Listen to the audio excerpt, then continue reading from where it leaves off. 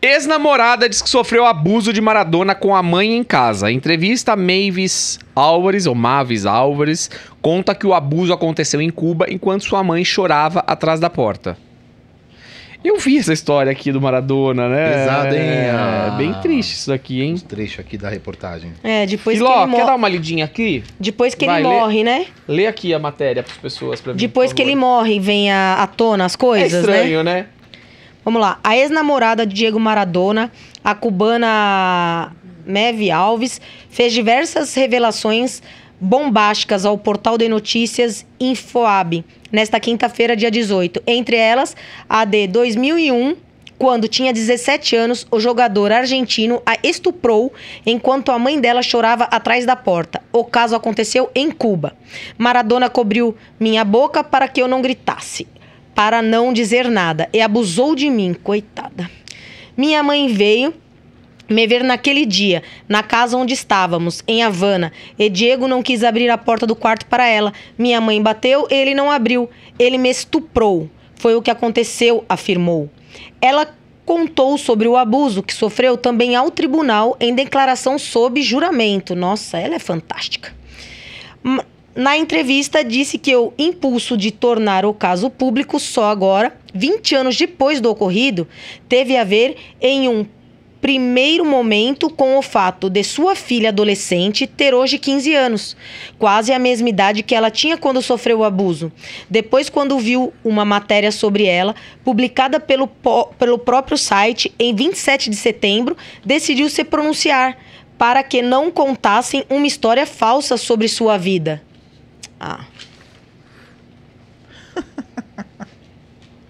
Acho que no outro podcast a gente comentou alguma coisa nesse sentido, né? Depois de tanto tempo, aí começa a desenterrar defunto. Porque na época deve ter... Não estou julgando, nós estamos aqui debatendo. Pô, você foi estuprada, a pessoa morre, agora você fala? Ela fala também que o Maradona viciou ela em drogas, né? Viciou ela em drogas. Eu não vi que tinha mais folha, eu pensei que era uma ver, só. Dá. Vê, porque tá... Vixe. Não, muito legal isso aqui, eu pensei que era uma só. Sou loira, gente, Os recortes desculpa aí. são pesados, hein? Olha aqui, ó. E por que não fez antes, né? A conversa com o portal argentino ocorreu em Buenos Aires, onde a moça esteve com o crack ainda em 2001. Na ocasião, ela não conheceu a cidade e ficou presa praticamente o tempo todo dentro de um quarto de hotel, que devia ser um luxo só, né? Pela segunda vez na capital argentina, ela agora sorri e conta que já conheceu bairros em Porto Madeiro e Ponta del Este. Eu não tinha visto Buenos Aires, eu não a conhecia. Não saí do hotel nem do quarto, fiquei presa praticamente o tempo todo. Fui sequestrada. Encontrei um novo país, tudo era novo, afirmou. Questionada se pudesse definir em uma palavra sua estadia na Argentina 20 anos atrás, ela respondeu: traumática. Super traumática. Porque eu vi muitas coisas. Eu estava trancada, não podia sair, dependia de todos e de tudo. E ninguém fazia nada para eu me sentir bem. Nossa, mas ela não estava trancada? Quem ia fazer alguma coisa? Ninguém sabia que ela estava lá, não entendi. Contou que naquele ano veio à Argentina junto com Maradona, a princípio para testemunhar uma partida de homenagem ao jogador realizada em Buenos Aires, no estádio.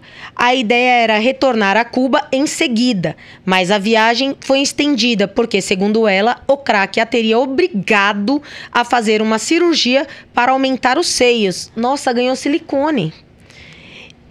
Ele não gostava dos seios pequenos dela. Ele queria que eu tivesse os seios maiores, disse ela. A intervenção não teve o aval nenhum de seus pais. Requisito fundamental no país, sendo ela menor. Qual a idade dessa senhora? Ela, menor. Na época, há 20 anos atrás, ela era menor. Então ela devia ter 17? 17 anos. E hoje ela tem... Nossa, meu. 37. Aí os seios... ele estuprou ela, mas ela era virgem, porque os seios eram pequenos. Além de todo o sofrimento relatado até aqui, a moça conta que Maradona, que teve sua batalha contra o vício em álcool e drogas, amplamente divulgado na mídia, Foi violento com ela em diversos momentos, em que estava sempre muito alterado. Ela cita uma vez que ele pegou o celular, ela cita uma vez que pegou o celular do jogador, e ele, enfurecido, em seguida, o tomou de volta. Gente, eu pego rapidinho se alguém pôr a mão no meu celular. Ele começou a me insultar, me agarrou, me jogou contra a parede, me deu tapas e me disse: nunca mais na sua vida toque no meu celular. Ouviu? Nunca mais. Com a ameaça de me matar, afirmou. Outra vez ele me arrastou pelos cabelos. Estávamos em uma discoteca e, sem querer, dei um soco nas costas dele, dançando. Eu bati nele sem intenção, foi sem querer. E ele ficou muito violento. E me empurrou para fora da boate, me colocou no carro, me levou para casa, me arrastou escadas abaixo, puxando pelo cabelo. Foi muito difícil, complementou ela. Por influência de Maradona, também chegou a se viciar em drogas, até se envolver com o treinador. Ela nunca fumou, nem sabia como era. Não usava nenhum tipo de entorpecente. No início, ela também não consumia drogas Ele não consumia drogas perto das namoradas, mas em um determinado momento passou a sentir a necessidade de não ter mais que ficar se escondendo. Um dia ele me deixou uma linha de cocaína feita. Então ele me explicou como fazia e eu fiz. Eu disse que ia ajudar ele a fazer, para aguentar a noite em uma discoteca com ele. Tinha que ter energia, então tive que cheirar. Que aquilo era muito bom, que ele fazia muito bem e que ela ia se sentir muito bem com aquilo também. E que não deixava ficar deprimido depois. Disse a ele que não estava interessada, mas ele insistiu e quase obrigou. Todos os dias ele insistia para ela fazer isso. Um dia, ele sai de viagem e me deixa um prato com 2 riscas já preparadas para eu consumir. Não sabia fazer as riscas, ele que fazia. Eu não toquei nada. Quando ele voltou, ele ficou furioso. Enfim, ele insistiu tanto que eu experimentei. Posso dizer hoje que era de muita má qualidade, porque não senti nada. Açúcar. Segundo a moça, o vício teve início quando Maradona começou a oferecer cocaína pura. Um dia após consumir a droga, ela chegou a ter uma arritmia cardíaca muito forte, não conseguia respirar e tinha muitas palpitações. Ela se lembra que estava dentro de um carro e que, nesse momento de pânico, teve que pôr a cabeça para fora da janela, porque não conseguia respirar dentro do carro. Foi nesse dia que ela percebeu: nossa, estou viciada. Ao ser indagada de ter evitado conhecer Diego Maradona, se pudesse voltar ao tempo, ela fala... Foi enfática ao dizer que sim. Ela ressalta que, apesar de haver miséria em Cuba, nunca faltou um prato de comida em sua mesa, pois a mãe e a avó lutaram para isso. Sendo assim, não havia por que ter se envolvido com esse mundo. Tá, vamos lá. Eu acho que pode acontecer, e acho que até pode ter acontecido tudo isso. Mas porque ela quis, porque ela aceitou. Acho. Que senão ela não teria. Agora, vir 20 anos depois aí falar um negócio desse, depois que o cara morreu... Ele nem tá aqui pra se defender, tem muita gente que né? também fala, pô, ela tinha medo, né? As pessoas que sofrem esse tipo de abusos não têm coragem e tal. Mas é bem difícil da gente dar credibilidade pra uma história dessa, né? Não sei. Tô errado com a visão? Tá super certo. Eu não dou credibilidade nenhuma. A pessoa não tá aqui pra se defender. E outra, você vê, era namorado dela. Ela fala. Pô, ele pagou silicone. Não tava legal? Ficou trancada num hotel? Pra que continuou com ele? Mas ficou no hotel trancada há quanto tempo?